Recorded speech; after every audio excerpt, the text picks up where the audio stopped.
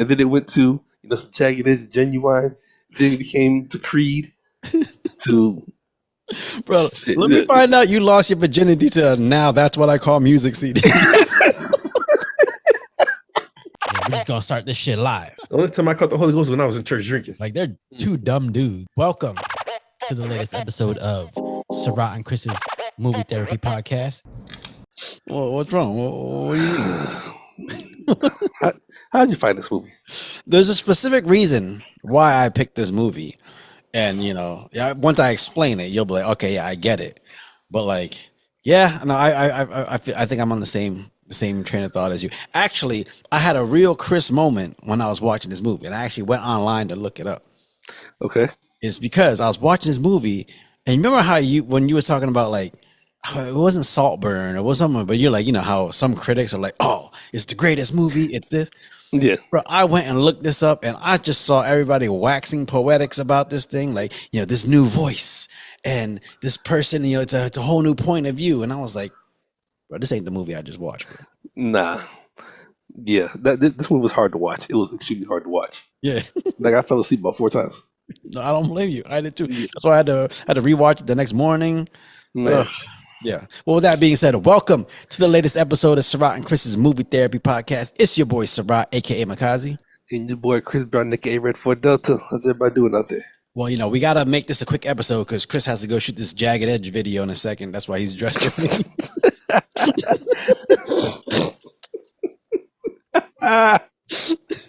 Oh shit!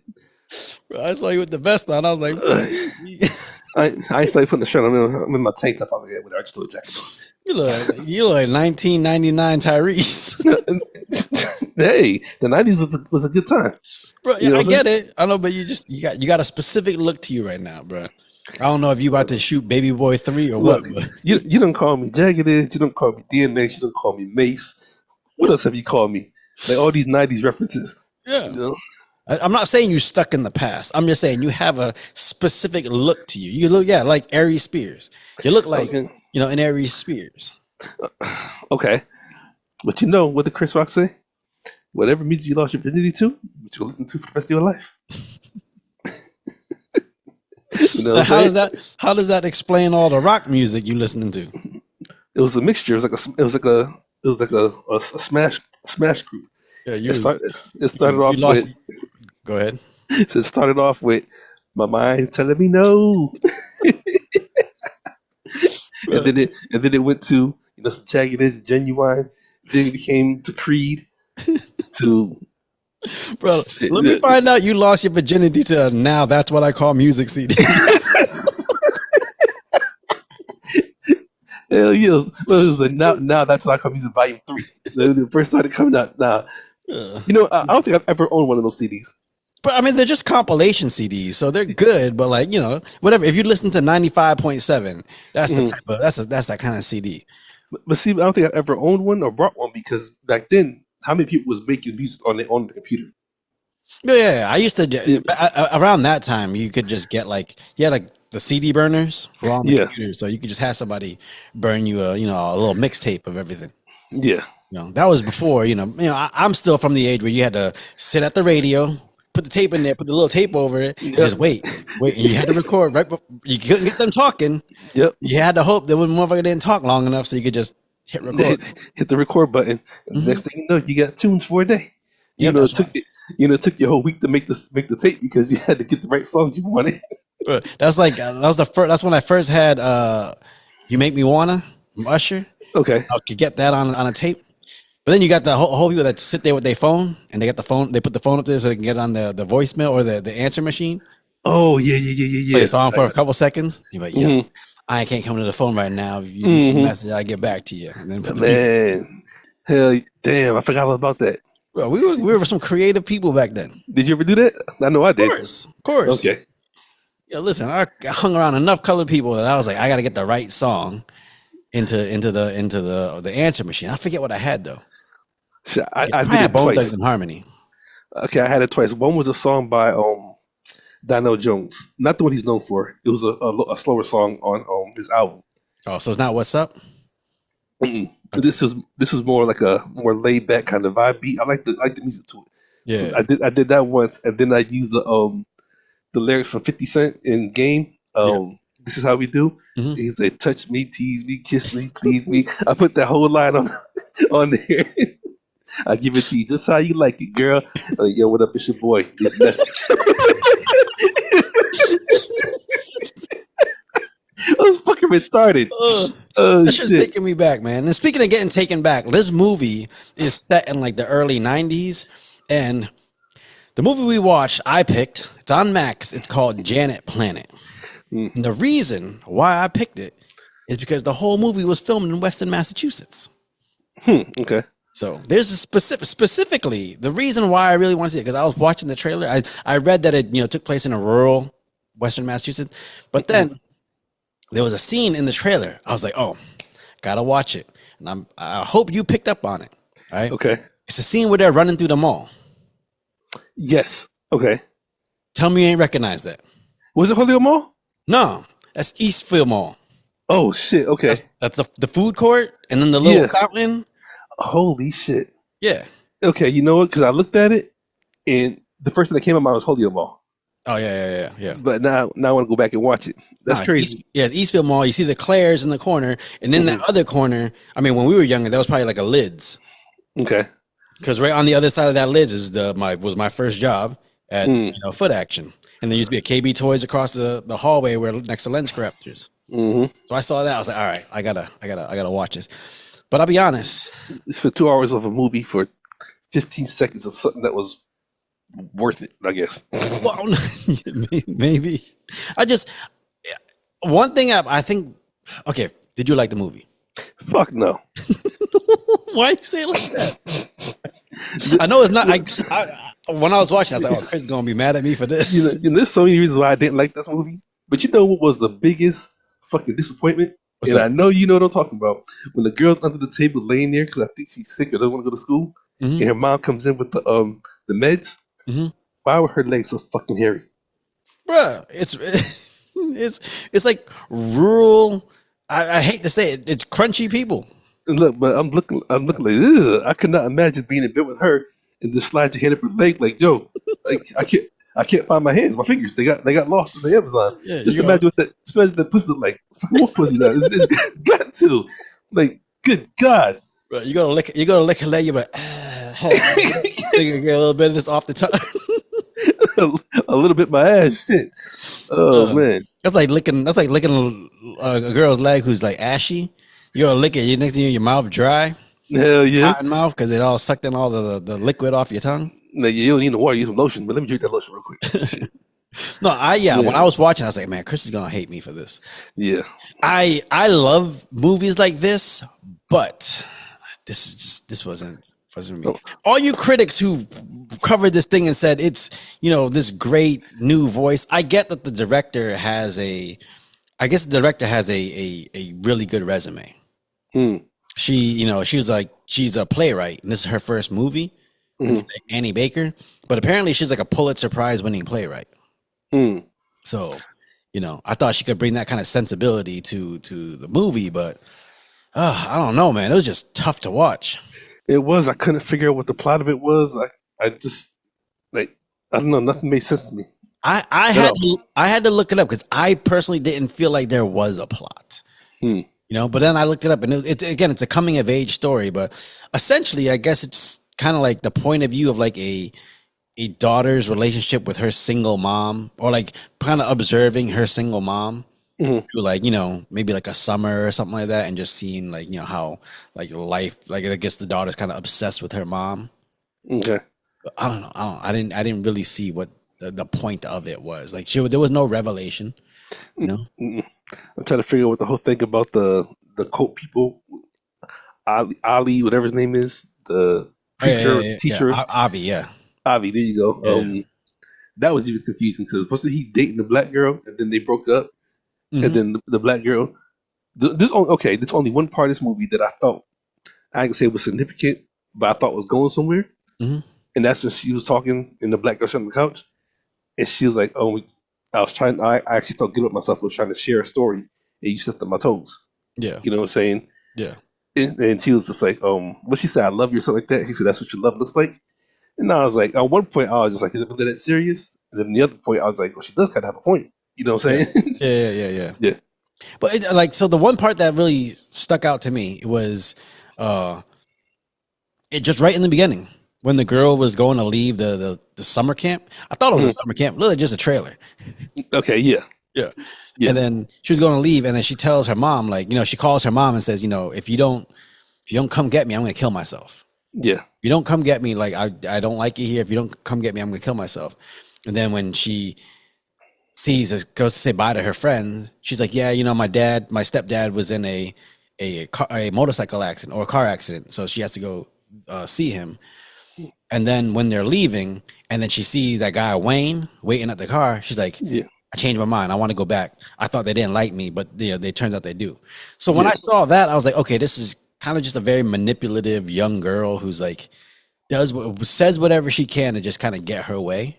But I didn't really get that the rest of the movie. I thought that was gonna, either she was gonna maybe grow out of that, or some revelation was gonna come where she was gonna, grow up a little bit. But I don't think that really happened.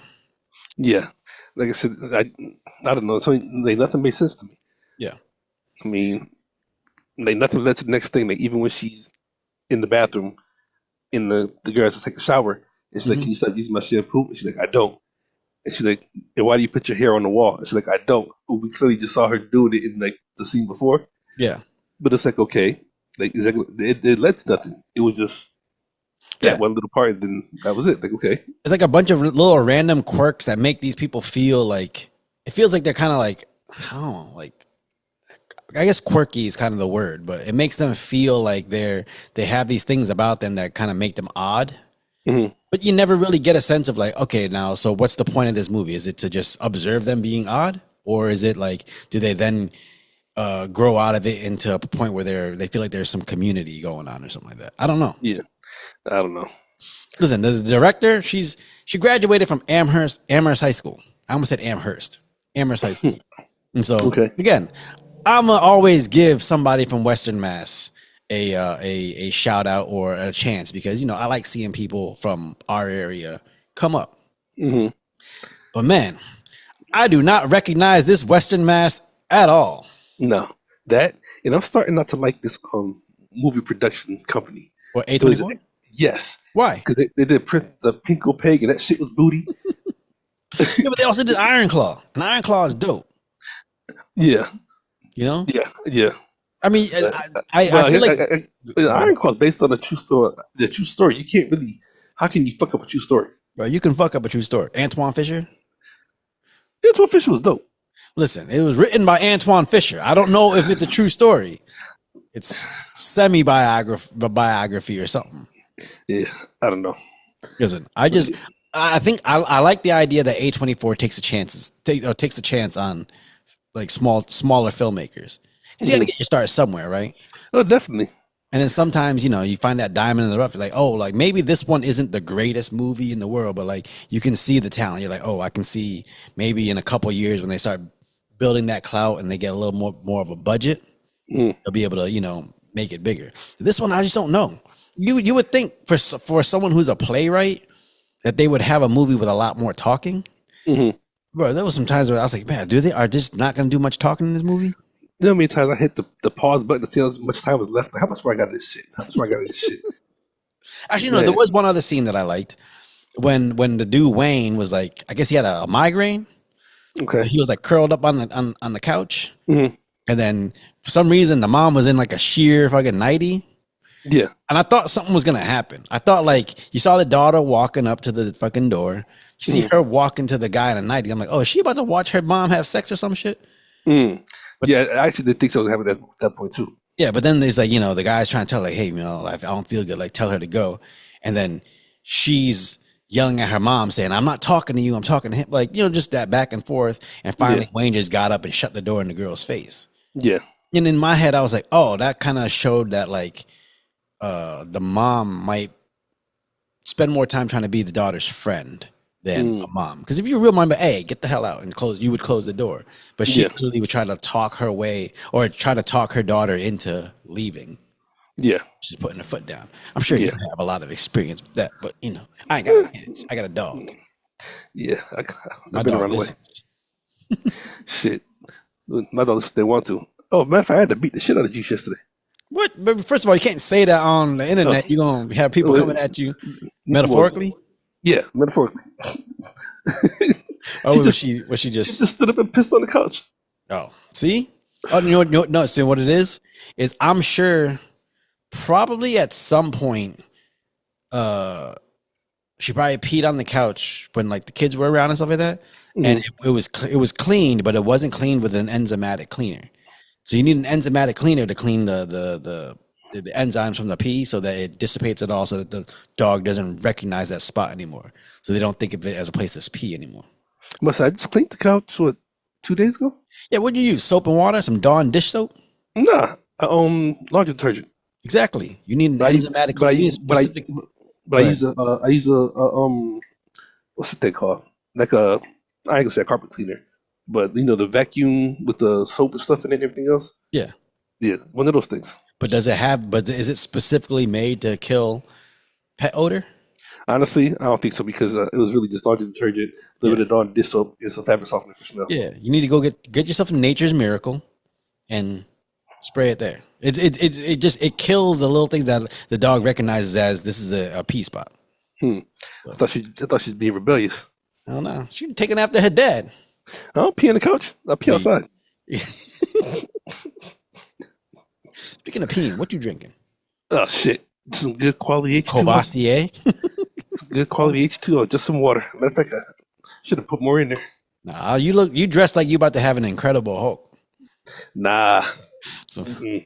Alizé. Was it Alizé or was it not hypnotic? It's Hypnotic. Hennessy and Hypnotic. Yeah, there you go. That's a good mixture though. I never liked it. I'm sure you did because you was always no. I don't like ice in my cup because I don't like it getting in the way of my drink. Yeah, pretty much. But I mean, even mixing it together, like in the '90s was a big thing. Incredible Hulk. Mhm. It didn't taste good to me. I really didn't like it. It wasn't good to me. Get out of here. Oh, you. I've seen some of the stuff you taste. I don't think your taste buds work right. When it comes to alcohol, it's different. Yeah, you are a connoisseur. Nah, the biting on butt cheeks, it all depends. Oh man. Shit. All right, I got a Samuel Adams non-alcoholic. Huh, okay. I'm starting to keep more non-alcoholics in the house. I gotta just if I'm out, I'll have a drink. But when I'm home, I don't need to be having drinks if I go to dinner, Yeah. unless it's like a bottle of wine or some shit like that. But yeah, Sam Adams. That actually looks pretty good. Wonder how it tastes. Pinkies Did up. you make it through all them bureaus? Ooh, I it's did. got like a little citrusy note to it. Hmm. This is Just the Haze IPA. Yeah, I mean, you got to show love to again. It's Sam Adams, Massachusetts. We got a whole theme going on. Yeah. Got the Massachusetts shirt on. You look like every black dude I know in Massachusetts. I was gonna say. I was gonna say. Yeah, new edition, Boston. Yep. Hmm. Yeah. Or Joyner Lucas, Worcester. Yeah, but he's more new school. Actually, you know who's from Worcester? I don't know. John Cena. Well, no, he's from West Newbury. Oh yeah, that's right. But there's a Spanish artist, Nicky Jam. Never heard of him. If you look up Nicky Jam, he's actually from Worcester too. Okay. Which is not, which makes sense. There's a lot of Hispanic people in Massachusetts. No, yeah, definitely. Yeah. Free welfare. Weren't you the one telling me that? I guess once they get off the banana boat in Miami, it says go to Massachusetts, you can get welfare. No, apparently there was a sign. I'm told this third person. I've been to Puerto Rico. I didn't see it, but apparently there used to be a sign at the Puerto Rico airport that is like, go to Springfield, Massachusetts. You can get welfare. That makes a lot of sense. Yeah. Anyways, all right. So basically the storyline of this movie is you have a little girl who leaves summer camp prematurely, and it goes to spend time with her mom in again rural Massachusetts. I'm assuming it's like Pittsfield, Amherst kind of area over there, Northampton area. Okay. And then basically she watches her mom kind of like some guys go in and out of her mom's life.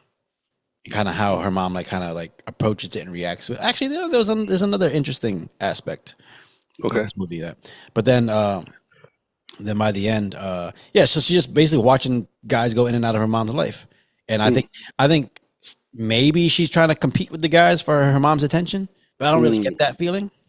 Yeah, me either. But then, like, I mean, the last scene in the movie is spoiler.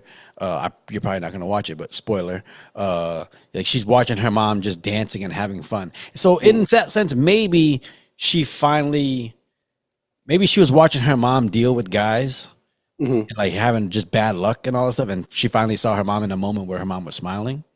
I don't know, because then she started, because they asked if she wanted to dance, and before the movie cuts off, she like cracks a little smile or something like that. Yeah. But Let me ask. Here's one weird question. This girl had to be about what, 9 years old? I was gonna say 11, but Okay, about that age, Yeah. adolescent. Did you find it weird in that scene where she was like, "Mom, I think I might like girls"? What would you, if I told you I like girls, what would you say? Yeah, It came out of nowhere, right? it definitely came out of nowhere. But no, now knowing when the movie was filmed and everything else, as much as I don't like taking credit for this shit, Massachusetts was the first state to approve gay marriage. Yep. So, Why would you like that? I like that. Love is love, man. Let people go out there and love each other. We got enough issues with men and women having, relationships. Let the people just be with who they want to be with. But look, when they did that, I was in the military in Massachusetts. It was jokes all day, every day. Yeah, Yo, you're from the gay state. Look, we got Johnny Appleseed and Dr. Seuss in basketball and the armory. We're more than just gay, okay? Shit. Yeah, a lot of firsts in our state. I'm glad. Yo, fuck San Francisco. We got it first. I know, right? Matter of fact, let's know we're going on topic here. I think Massachusetts is just a big ass bully.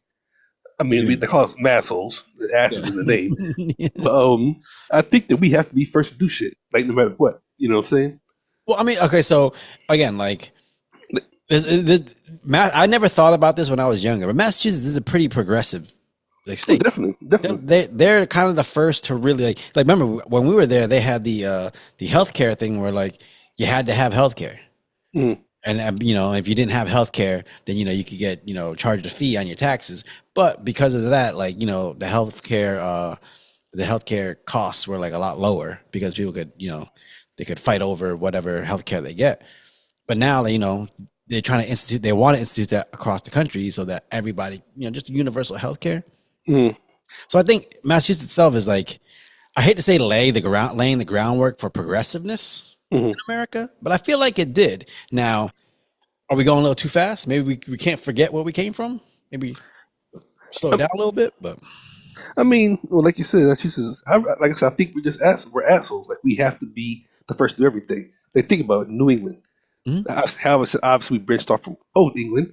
Yeah. You've been over there, they do everything reverse and talk differently. Massachusetts, nah, fuck that. We gonna change it up. We gonna be better than y'all. We gonna drive on the opposite side of the road. You know what I'm saying? We gonna use different words. we gonna fuck your measurements. We gonna come up with our own. It don't make no sense. For real. Fuck your TV. We'll throw it in. That's why I had the Boston Tea Party. You know what I'm saying? Yeah. Shit.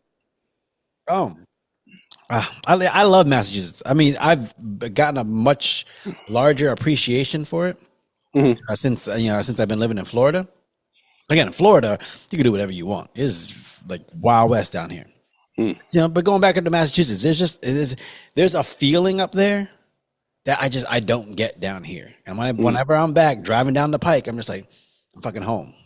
Yeah, it's always, even though I don't go home often. Like I said, I think I've been home more times in the last maybe 2 or 3 years. Yeah, because of you that I have in a long, long time. And just something about flying into frying. Yeah, you would be thinking about frying with your dark ass. Hey man, shit. Actually, I just saw. I think it was in New Orleans. They just had a fried chicken festival.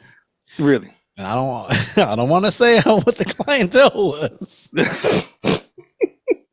was a lot. But I bet. You know what I'm saying?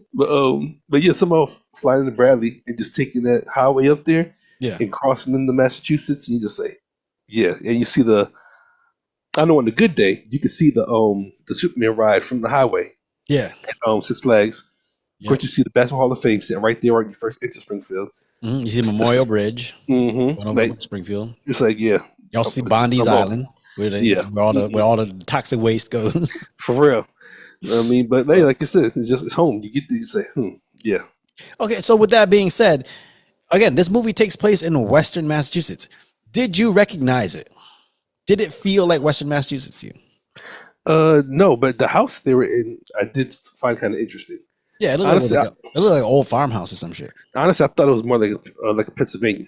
Yeah, it was weird because when I was watching it, I was like, again, we grew up in Springfield, so when I used to go hang out in Boston all the time, I remember I was talking to this dude, this lawyer out in Cambridge, and he used to be like the mayor of Cambridge, whatever. But he was, they were talking about Springfield and Western Mass. He goes, it's not that good over there. I was like, what do you mean? He goes, not a lot of jobs over there. And I'm like, what do you think it's like over there? And I think he thought like for some reason people out in Eastern Mass and the Bostons, North Shore, they think Massachusetts is like, I mean, the Western Mass is like just farmers and rural and cows and stuff like that. And like, they don't realize Springfield is over there. But when I watched this movie, I was like, oh, this is exactly what people in Eastern Mass think Western Mass looks like. No, that's interesting. Yeah, I don't know what it is. I don't know. Maybe I need to go over there and like embrace that rural side of Massachusetts a little more. I don't know. Shit. You went all the way to Alabama to just embrace your rural Massachusetts life. That's exactly. You could be living in fucking Belchertown right now with the way you live. Nah. Honestly, I was actually talking to the lady at the gas station yesterday. I don't want to deal with the snow. Like, don't get me wrong. I love a good snowfall. I want to see 36 inches of snow like we was back in the day. Yep. But I only want that shit for a day. That's it. Snow all night. Let it be crazy, fucked up the next day, and then the day after, back sunshine with no snow on the ground, like completely gone. Nah, I would listen. I love I love the snow. Let it snow all winter, but just somebody hit a button and let them driveways and them streets just clear out on there, so I ain't got to shovel. Yeah, as long as I ain't got to shovel and clear off my car, we good. I'm good with the snow. Yeah, man. I get mad now. I go back home. It don't snow till like January 15th. Yeah, weather's definitely changed. Yeah, I know. And it don't sound like it used to. It used to be bad snowstorms when we were kids. Yeah. Yeah, you get ice storms. The ice covers all the fucking the branches that you walk out of shit glistening. Yep. Do you have any good other than Suicide Hill? You have any good like winter Massachusetts memories? Hitting the PVTA bus with the snowballs, man. You ever go fucking bumper sliding? Tried it, yes. Yeah. Did it ever work? No, but see, I wasn't brave enough to do it in the street like the Puerto Ricans. But we did up and down the driveway. Oh, okay. Yeah. Like I said, we used to in the projects. We used to sit there, wait. Cars would come by. We'd run out, grab them shit, grab the bumper, and just go. Yeah, good times. All right, but like, okay, so in this movie, so did you ever have a situation where like you were kind of observing your parent and like did you end up gauging your life based off of the way your parent was moving through theirs? You know how they say like, a lot of times a child's idea of like what relationships are or what, how people interact, come from watching their parents and how they do it. Did you ever have those moments? No, I mean, I'm sure I did, but I really can't say that I understood or even held on to it until I got older and like putting two and two together and piecing things together and understanding why my mom might have did this or thinking why did she do that, you know what I'm saying, or whatever. But as a kid, I think it was just like, nah, this is your mom and this is your life, and it's just what it is. But did you ever have a moment where like say you did something or you reacted a certain way and like you didn't realize it, but like all of a sudden subconsciously you're like, oh no, like I picked that up from my parents. Like that's something I saw my mom and my dad kind of do all the time. And I didn't really realize I picked up on it until all of a sudden maybe I reacted one day in a certain way. That's what I'm saying. I don't think I really picked up on it until I was older. Yeah. You know what I'm saying? Like, honestly, maybe about 25, 27. Well, no, I mean, I say 25, 27 is when you kind of recognized that you do it. Mm-hmm. But like, do you remember, like, do you remember a moment where you're like, where you observed it and didn't realize you were picking it up? Hmm. This is probably a good example. You can't lick your lips. Come on, bro. I was gonna save my temper Yeah. because I watched my mom basically the same way I am. They sit there and talk and try and negotiate and I guess be cool. But then after a while, her getting tired of negotiating, it's like 10,000 degrees the opposite direction. Yeah. It's like, and it just comes out of nowhere. You know what I mean? Yeah, I do the same shit. Yeah. You know what I I'm think saying? I think for me, I think watching my dad kind of just bounce around and be able to talk to different people and be able to like kind of calm a situation down.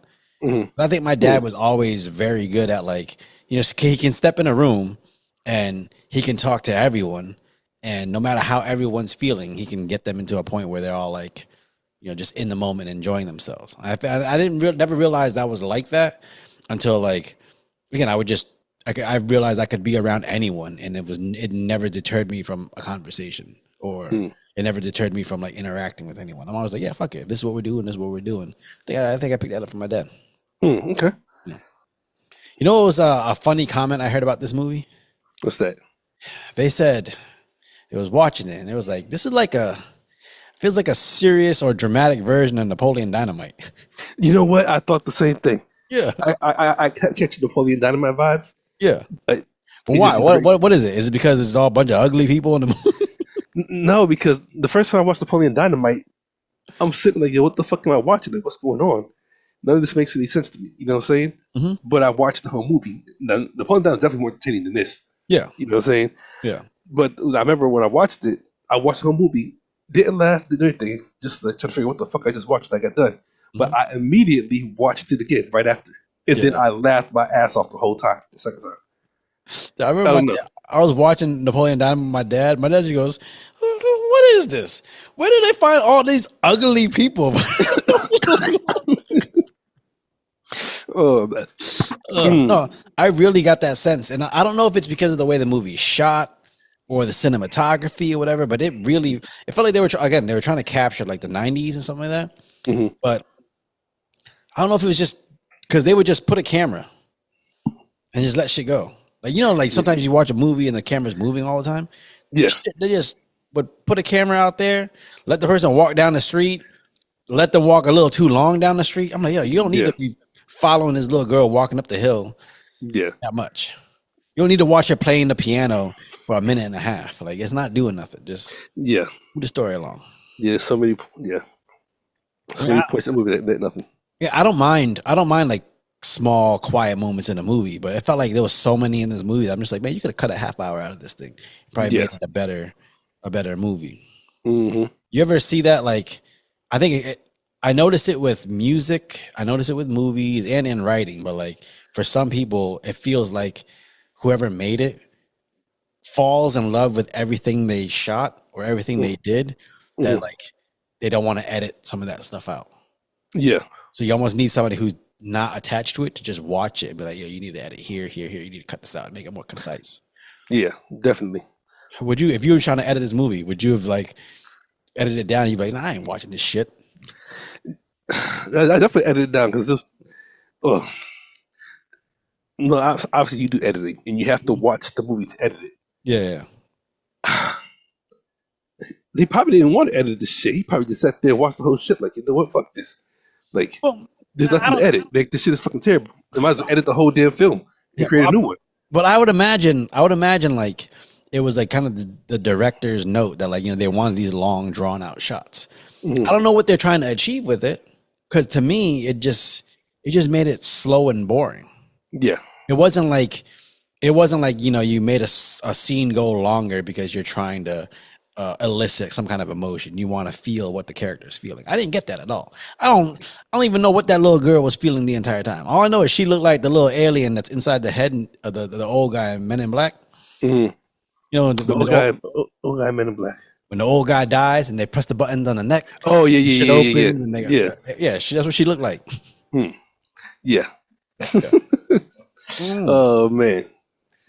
Yeah. Yeah. Yeah. If you could shoot a movie in Western Massachusetts, what would be your theme? What would be your subject matter? In Western Mass, Mm-hmm. what would be my subject matter?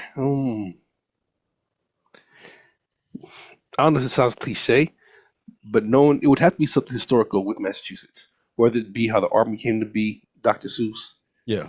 volleyball, basketball. Yeah. Shoot, even if I want to put it around the whole pancake breakfast that they do every year.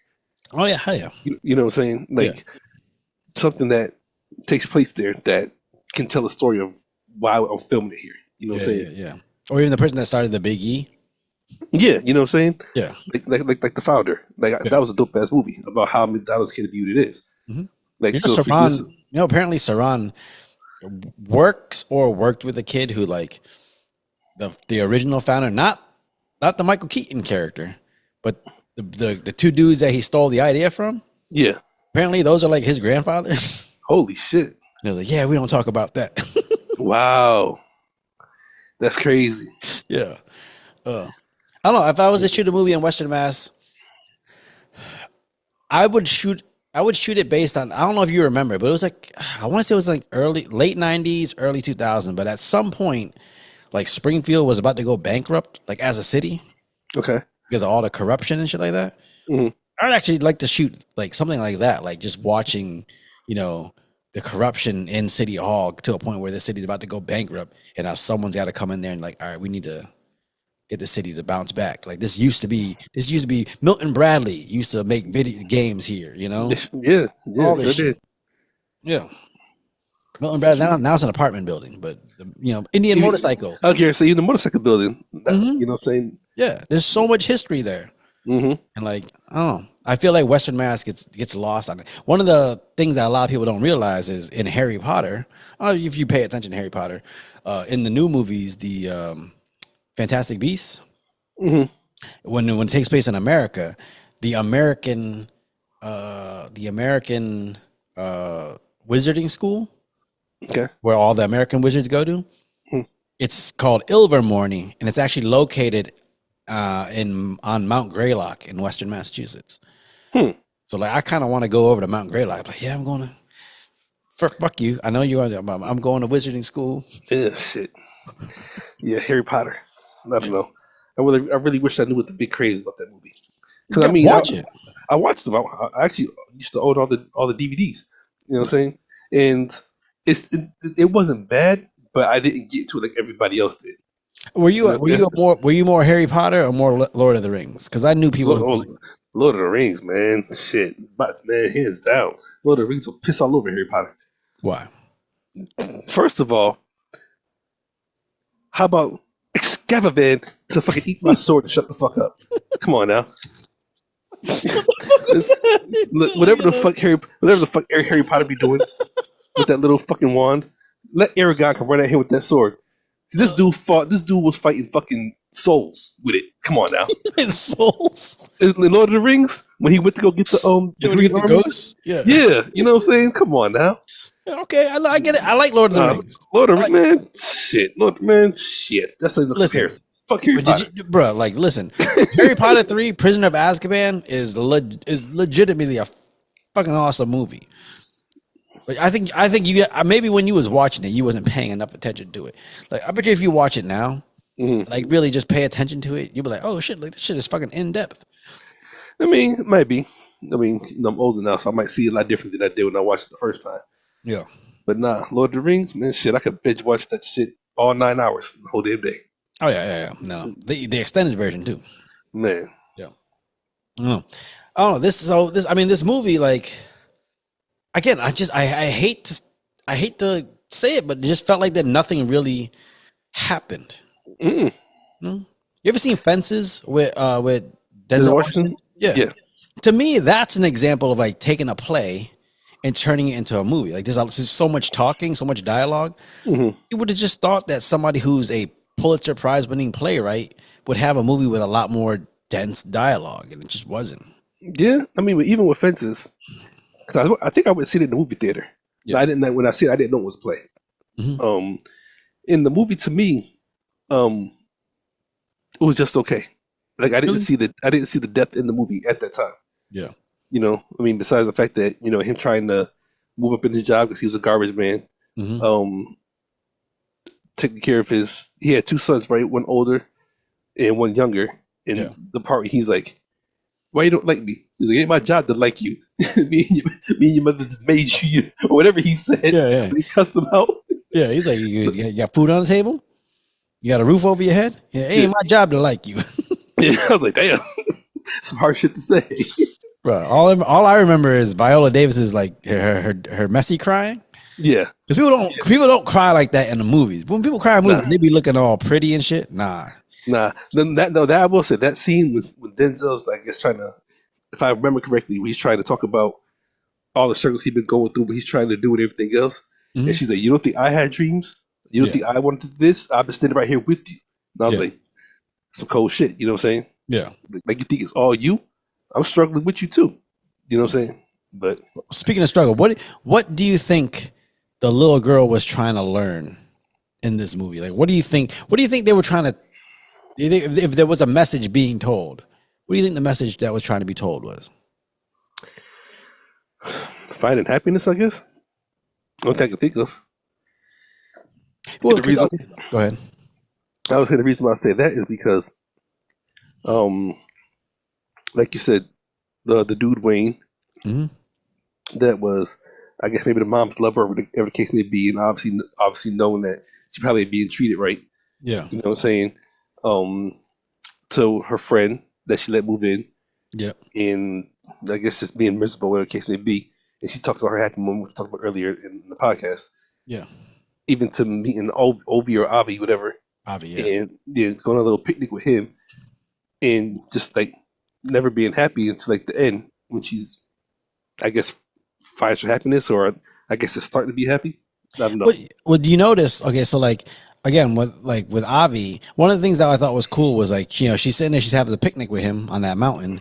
They're talking, and she's talking. All of a sudden, the camera pulls out, and he's actually not there. Yeah, He wasn't there, and she picks up all her stuff. So in that moment, I was like, man, was she like? Did he already leave? And he was kind of like, she was kind of like reminiscing about like a happy moment, but in reality, she was lonely. you know what? I thought about that too, where it's like, because she told her daughter that he wanted to go on a little day walk or something like that, a little picnic, and she was invited. Yeah. And it's like, okay, did you make all that up? Because she did mention that she found it, I guess, remarkably interesting how nice he was, whatever the case may be. Yeah. And like I said, I found it kind of weird. I thought he was dating a black girl and they broke up. And then, Yeah. trying to look like he wanted to date the mom. Mhm. But maybe she just wanted him in her mind as he would make her happy. Yeah. You know what I'm saying? Yeah, because at one point, doesn't he leave in the truck with the black girl? That's what I thought, yeah. Yeah. So like maybe he left, but she was just like in her mind, she was like picturing him still there around. I don't know. Maybe this movie deserves a deeper thought if I could get through it. I don't know. Shit, nah. Mm. Because it was I mean, something like with the dude the dude Wayne in the beginning, like, the little rude ass girl was like, "Why doesn't your daughter live here? Why don't she?" Oh, live yeah. like, shit. But like, you could see like he was dealing with like, maybe where he is in life and the fact that his daughter doesn't live there with him. And he just like in the middle of the night be just like, I don't know, going through some shit, like sleepwalking, doing some shit. He'd be outside with no shirt on. Yeah, praying or whatever the fuck you want to call it. Mm-hmm. Yeah, I don't know. He just disappeared out of her life. Like, I don't know. I don't know what they were trying to tell the audience. Yeah, me either. But no. Did you take anything away from the movie? Mm-mm.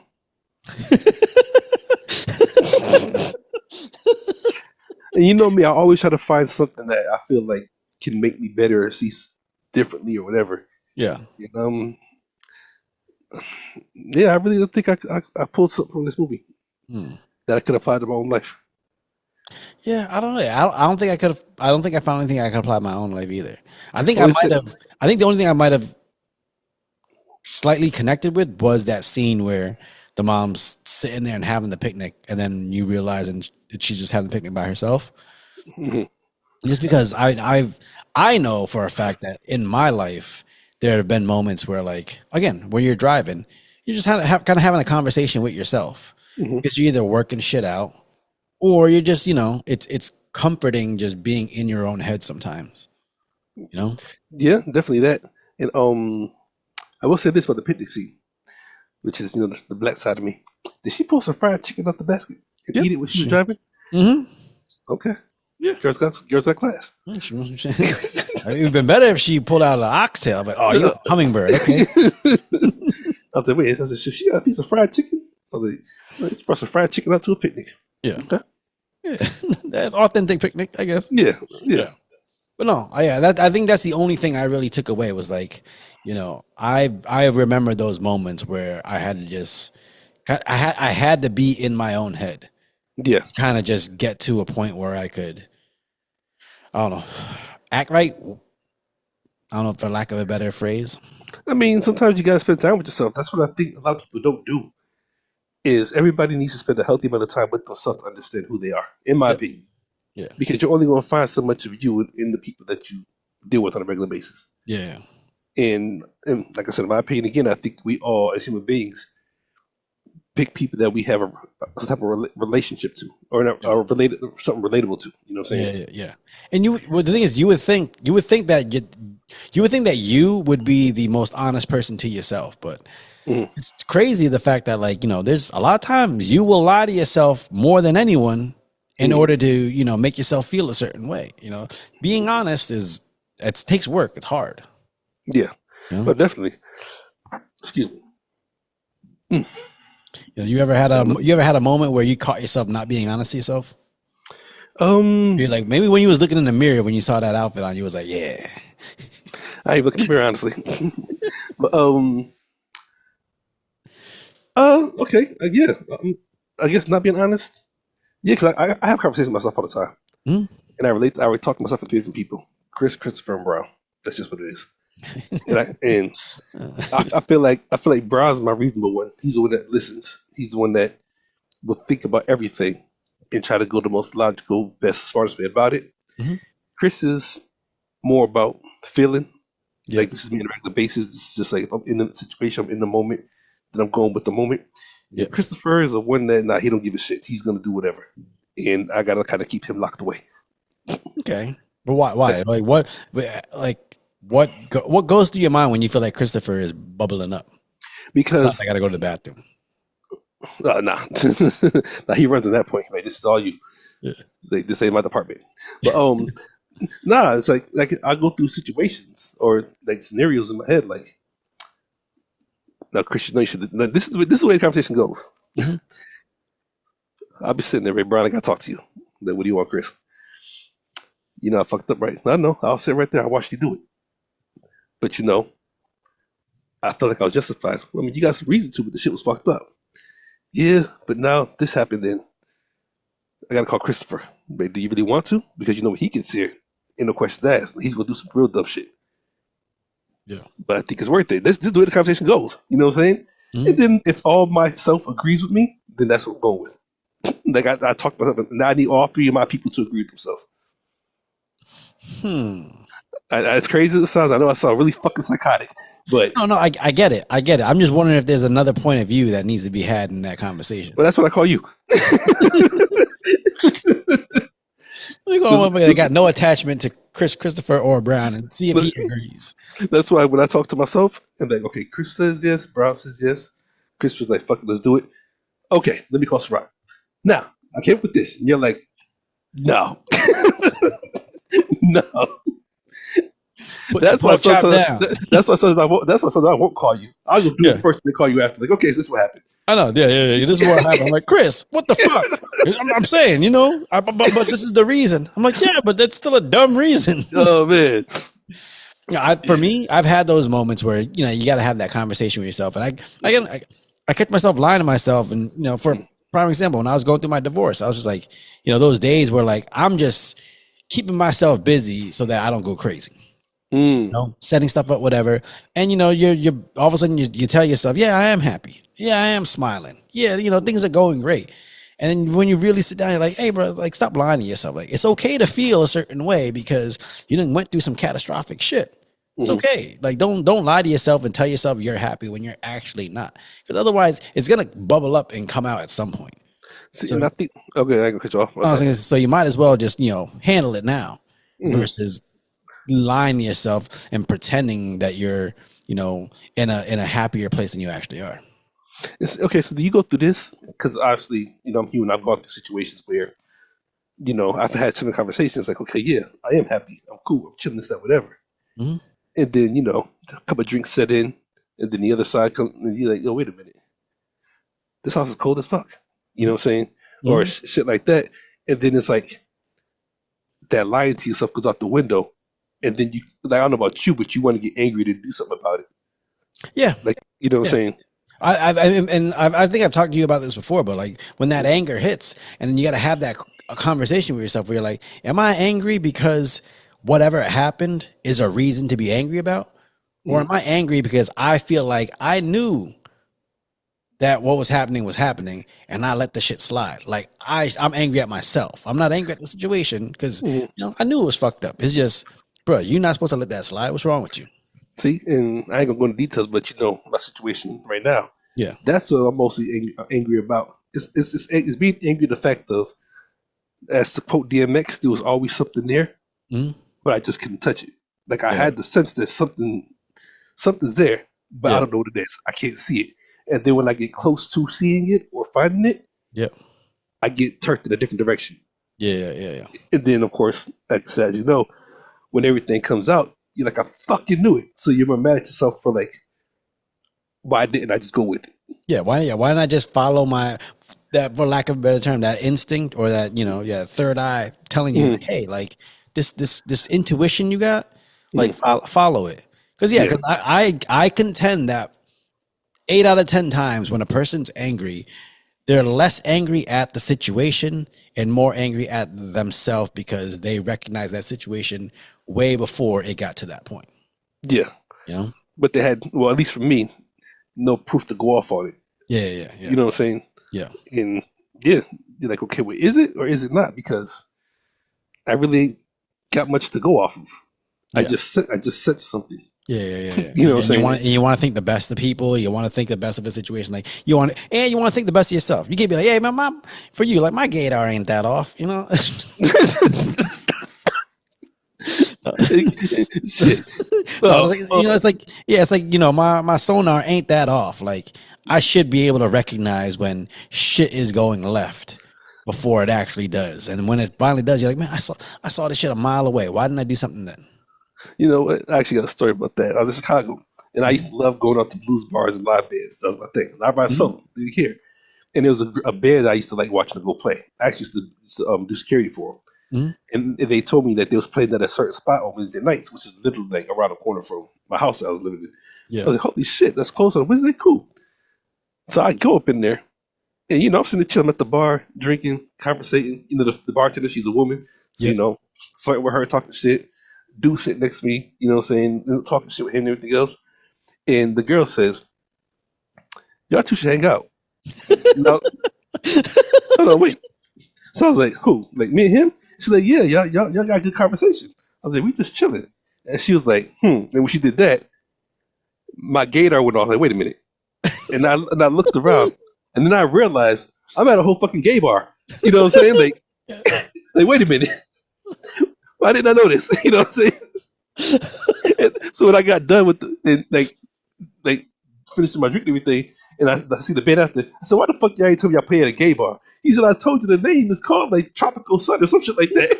I was like, what the fuck? That's hilarious. I was like, holy shit. Man.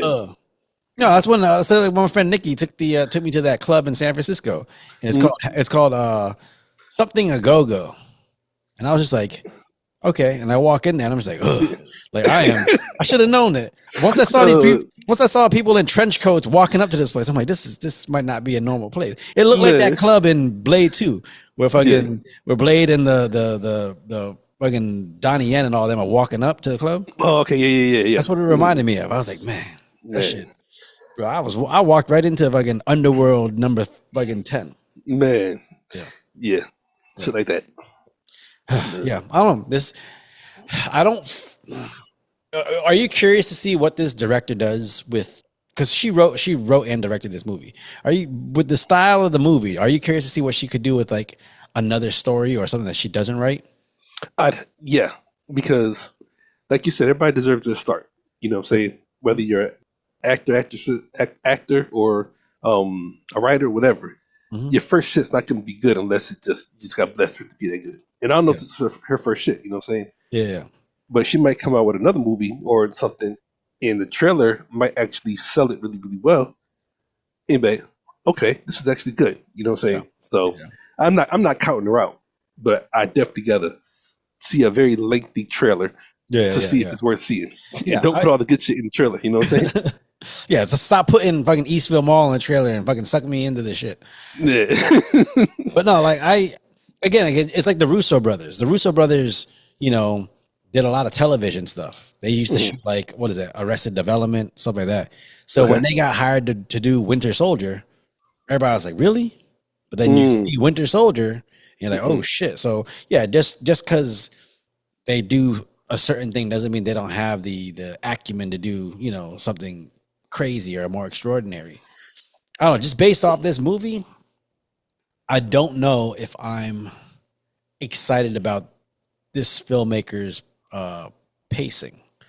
It's a very she seems like, I don't know if it's specifically for the movie, but she seems like she has a specific type of slow pace. Yeah. You know who has a better version of it, and you're gonna fucking hate me when I say this, but it's the Eternals. A better version of what? Like the kind of pacing, the shooting. Like I think Eternals was kind of like an introspective movie, kind of like this was, but the pacing of it and the way the story was built was, I think, like it flowed better. I think this one just didn't flow well. It didn't flow well. And when it comes to Eternals, I can honestly admit, because knowing that Marvel had just came out with all these movies that did numbers and they were actually good, to find out that, you know, Marvel's got another movie coming, so your hope, or you think it's going to be as high caliber as the other ones were, and it just wasn't. Like, I was disappointed when I saw Eternals. You know what I'm saying? You need to rewatch it. Eternals is fucking awesome. It's so good, bro. You just don't know. I don't know. Rewatch it. Like I said, maybe because I was amped up from the other movies. Yeah, go ahead and rewatch it and actually pay attention to what they're saying, like what they're actually saying about the Eternals. You can be like, okay, like I see this. They I mean, they took like an indie movie kind of approach to it. They didn't do like this giant glossy spectacle. Like, man, like the ideas that they were bringing forth. Yeah. I don't know. Maybe we'll see. All right. Well, final thoughts on Janet Planet. That shit is definitely on its own planet. Well, Janet Planet was the name of her business. She was doing like acupuncture. Oh, okay. But listen, maybe I'm old school. I don't trust nobody who ain't Asian to do acupuncture. I was going to say, that's like going to Asian restaurants and Mexicans in the back cooking. Like, come on now. Yeah. They might cook it great, but yeah, I'm gonna have some prejudice, a slight bit of prejudice or big, you know, towards I'm not. I'm gonna have prejudice. If I walk to a soul food restaurant, this is gonna sound so okay. This is the fuck thing. I'm gonna just say it is what it is. Yeah. If I walk into a soul food restaurant and you got Jim Bob back there, okay. Yeah. How many people are these your slaves? What's going on here? You know what I'm saying? And if I walk into an Asian restaurant and I see some Mexicans back there, even if I see a black person back there, come on, dude, we eat the food. We don't cook this shit. We don't know shit about fucking teriyaki. Just saying. You know what I mean? Bro, if I walk into a white people restaurant and I see the black person back there making potato salad with raisins, then you're fucked up. You don't belong back here. You know what I'm saying? Bro, I was on a flight the other day. I forget where I landed, but I was getting off the plane, and as I was getting off the plane, the pilot came out the bathroom It was this old black dude, and I just went, huh? And I just kept walking. Oh man. Yeah. No, this movie is, again, it is on its own planet. I don't know. Look, I'm always gonna say if they from Western Mass, give them a shot. But this is a hard watch. It really is, and I don't like putting that kind of like anticipation on it. But yeah, it's hard to watch. Yeah, it was. Yeah. So yeah. All right. Well, that's the latest episode. Go ahead. I was gonna say, watch at your own leisure, people. I ain't gonna tell you to watch it. I ain't gonna tell you not to watch it. Yeah, yeah. Matter of fact, watch it. But if you're gonna watch it in the daytime. Because if you watch it at night, you're liable to fall asleep. Yeah. Yeah. All right. Well, that's the latest episode of Sarat and Chris's Movie Therapy Podcast. Once again, it is your boy Sarat, aka Makazi. And the boy Chris Brown, aka Red for Delta. Let me get out there. Yes, sir. I'm a warrior.